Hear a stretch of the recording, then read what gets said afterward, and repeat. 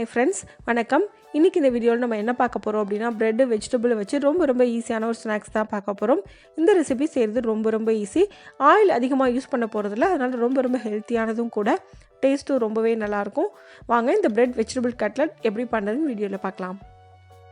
அதுக்கு நான் இன்னைக்கு பெரிய சைஸ் bread ஒரு 3 எடுத்துர்க்கேன். கூடவே 1/2 கப் அளவுக்கு முட்டைகோஸ், 1/2 கப் அளவுக்கு பீட்ரூட் கட் பண்ணி எடுத்து வச்சிருக்கேன். அது ரெண்டையும் இப்போ மிக்ஸி ஜார்ல ஆட் பண்ணிக்கலாம். முட்டைகோஸையும் கேரட்டையும் இங்கே துருவி கூட சேர்த்துக்கலாம். ஆனால் நல்லா அரைச்சிட்டு போடும்போது இன்னும் கொஞ்சம் டேஸ்ட் நல்லாயிருக்கும். இந்த ரெசிபிக்கு நம்ம முட்டைகோஸ் பீட்ரூட் மட்டும் இல்லை, கேரட், பச்சை பட்டாணி, உருளைக்கிழங்கு நம்மக்கிட்ட எந்த காய்கறி இருக்கோ அதை நம்ம ஆட் பண்ணிக்கலாம். காலிஃப்ளவர் இருந்தாலும் ஆட் பண்ணிக்கலாம். இப்போ மிக்ஸி ஜாரை மூடி நல்லா அரைச்சிக்கலாம். எந்த அளவுக்கு நைஸாக அரைக்க முடியுமோ அந்தளவுக்கு நைஸாக அரைச்சிக்கோங்க. இப்போ நல்லா அரைச்சதுக்கப்புறமா அரைச்ச காய்கறியை ஒரு பவுலில் நான் ஆட் பண்ணுறேன். இப்போ அதே மிக்ஸி ஜாரை நம்ம எடுத்து வச்சுருக்க ப்ரெட்டையும் போட்டு நல்லா அரைச்சிக்கலாம். நான் பெரிய சைஸ் ப்ரெட்டில் எடுத்துருக்கேன். நீங்கள் சின்ன சைஸாக இருந்தால் ஒரு 5 ப்ரெட் போல் எடுத்துக்கோங்க, சரியாக இருக்கும். எல்லா ப்ரெட்டையும் மிக்ஸி ஜாரில் ஆட் பண்ணதுக்கப்புறமா நல்லா ஃபைன் பவுடராக இது மாதிரி அரைச்சி எடுத்துக்கோங்க. இப்போ அரைச்சி வச்சுருக்க பவுடரை நம்ம காய்கறி கூட ஆட் பண்ணிக்கலாம்.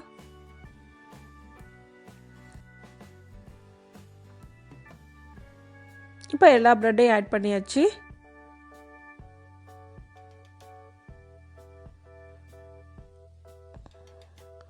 அடுத்து அதே மிக்ஸி ஜாரில் ஒரு 1/2 கப் அளவுக்கு ரவையை சேர்த்துக்கலாம். இது 4லேருந்து 5 ஸ்பூன் அளவுக்கு இருக்கும். இதே நல்லா அரைச்சிக்கலாம். இப்போ அரைச்ச ரவையை இது கூட ஆட் பண்ணிக்கோங்க. அடுத்து இது கூட 1/2 கப் அளவுக்கு அரிசி மாவு சேர்த்துக்கோங்க. இப்போ இது கூடவே கொஞ்சமாக கொத்தமல்லி இலை பொடியாக நறுக்கி சேர்த்துக்கோங்க. கொஞ்சமாக கறிவேப்பிலை அதையும் பொடியாக நறுக்கி சேர்த்துக்கோங்க. 2 பச்சை மிளகா நான் பொடியாக நறுக்கி வச்சுருக்கேன், அதையும் ஆட் பண்ணிக்கிறேன். கூடவே 2 பெரிய வெங்காயம் பொடியாக நறுக்கி அதையும் ஆட் பண்ணிக்கோங்க. அடுத்து இது கூட காரத்துக்கு ஏற்ற மாதிரி மிளகாய்த்தூள் ஆட் பண்ணிக்கோங்க. நான் இன்றைக்கி 1/2 ஸ்பூன் அளவுக்கு மிளகாய்த்தூள் சேர்க்குறேன். நீங்கள் காரத்துக்கு ஏற்ற மாதிரி கூடவோ குறைச்சலோ ஆட் பண்ணிக்கலாம். கூடவே தேவையான அளவுக்கு உப்பு.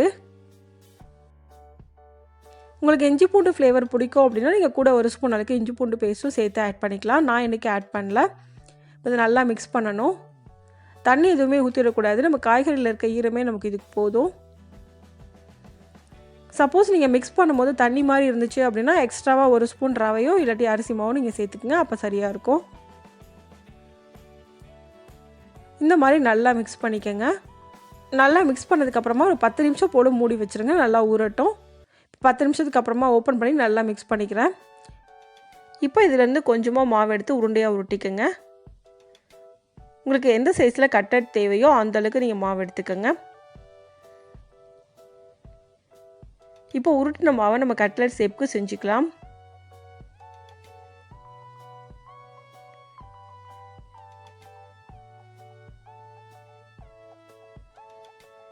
இப்போ நான் இன்னொன்று செஞ்சு காட்டுறேன். இதே மாதிரி எல்லா மாவையும் கட்லட்டாக செஞ்சு எடுத்துக்கோங்க.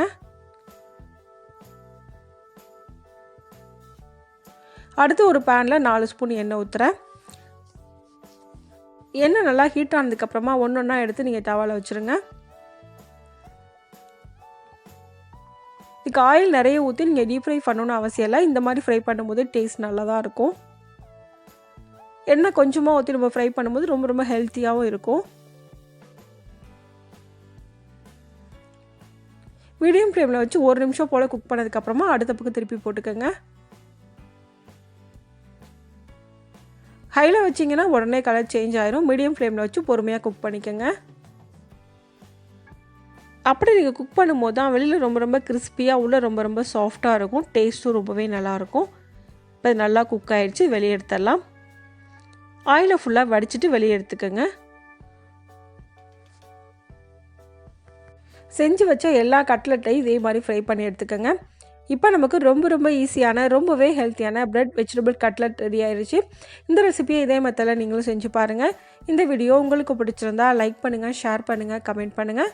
மறக்காமல் சேனலை சப்ஸ்கிரைப் பண்ணுங்கள். தேங்க்ஸ் ஃபார் வாட்சிங்.